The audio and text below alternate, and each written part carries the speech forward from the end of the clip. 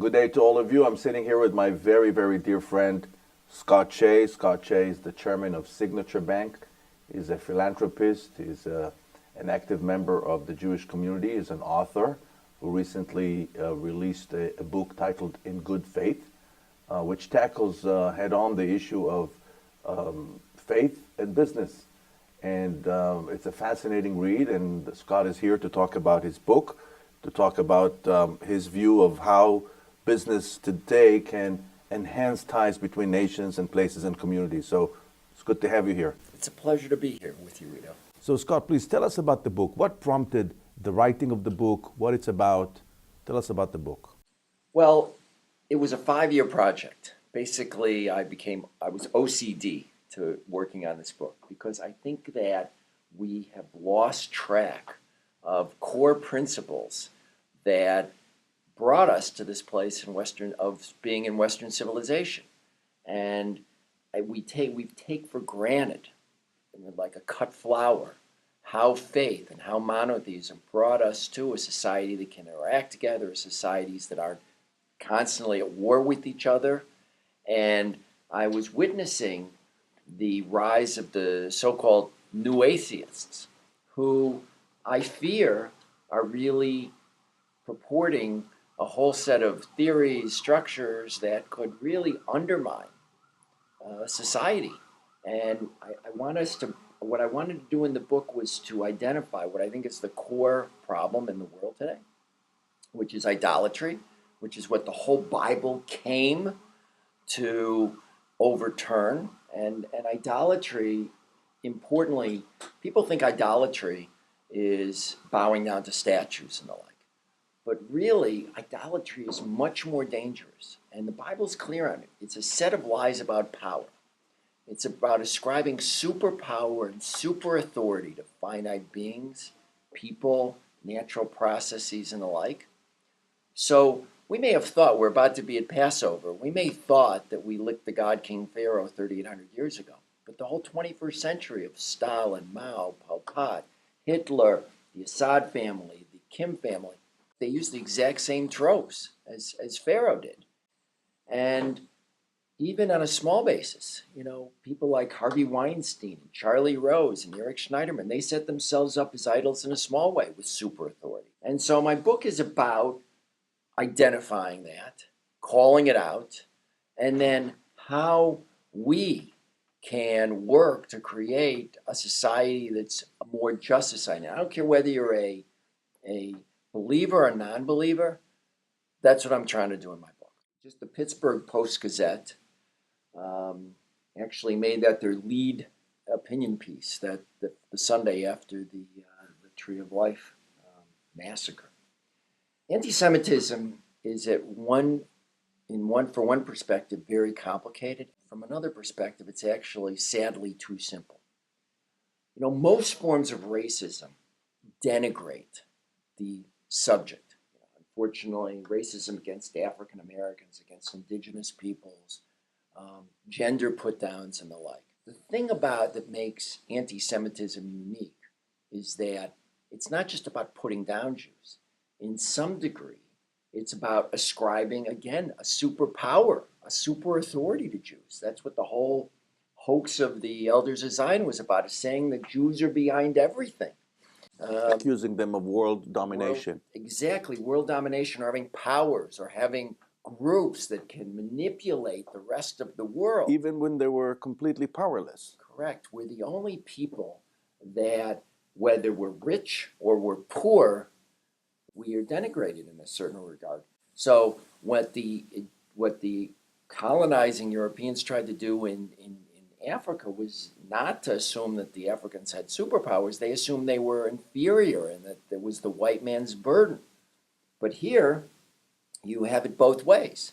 You have A, Jews are vermin, sons of monkeys, etc., etc. B, they dominate the world, and they're behind every bad thing that happens in the world. What I argued in the Pittsburgh Post piece is that essentially the anti-Semitism is a reflection of idolatry, because every idolater fears that there's a stronger God, and to a certain degree, the fact that we Jews, whether we're secular or not, are the people of the Bible that actually said that there's only one God, that all these other little gods don't really matter, means that there is a reflection of this idolatry on the Jewish people.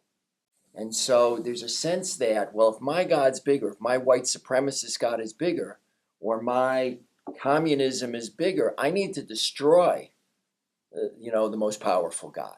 And the most powerful God is the God of the Bible. And it's a very deep, but unfortunately, comprehensive underpinning for anti-Semitism.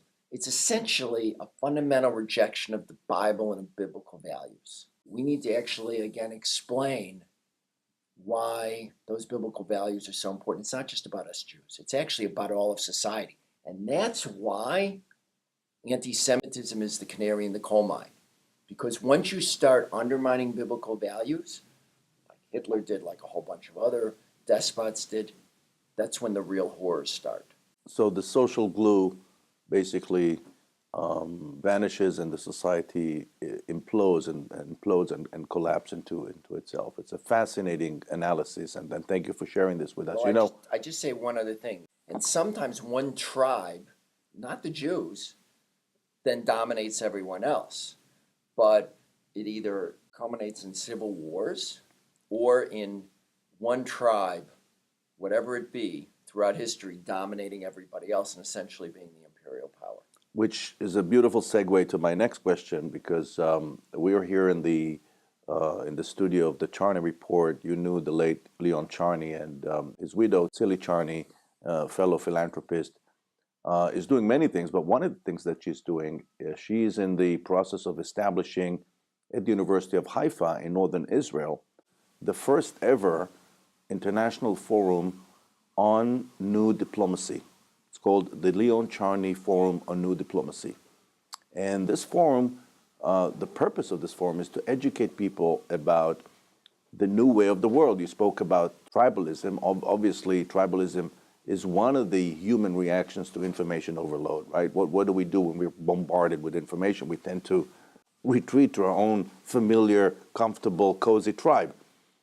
Question that I wanted to ask you, and I think you're best positioned to answer that question as someone who is really on the cutting edge of finance and banking. How do you see businesses, especially in your area, banking, the finance industry, how do you see the role of business in this new era, enhancing ties, becoming force for good, enhancing ties between nations, communities, tribes, cities, and so on? The more we work together, the more, in the last year I've had the pleasure of being in Hong Kong, in Japan.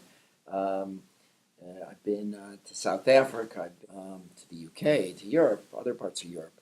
And where the rubber really meets the road in terms of being able to put aside hostilities, put aside differences, is when you're doing business together, when you're actually trying to make money together, when you're actually trying to figure out what can I do for you and what can you do for me, because then everything to a certain degree falls by the wayside. I love it when disparate people can come together and can work out some sort of business framework, because it ends up being really the invisible hand, if you'll allow me that term for this purpose, that brings people together. It's an invisible shove. And I want to tie this to your earlier question because it's occurring to me, which is that's actually why, to a certain degree, BDS is a form of anti-Semitism. Because to the degree that it's imperative on societies and countries to work together, if you can actually delegitimize, which is what BDS tries to do, the entire Israel enterprise, you make it so that Israel and the Jews of Israel can't be integrated. And essentially that's an anti-Semitic act. Because the way we work together is by doing business together. Right. And if you shun someone from doing business together, it's actually much more disturbing, and there's a lot of collateral and ripple impacts. Well, on this optimistic note, I'd like to thank you for being here. It was a pleasure, and thank you again for participating at the conference and sharing your thoughts. I'm really enjoying being here and looking forward to it, and it's always a pleasure to be with you. Thank you so much.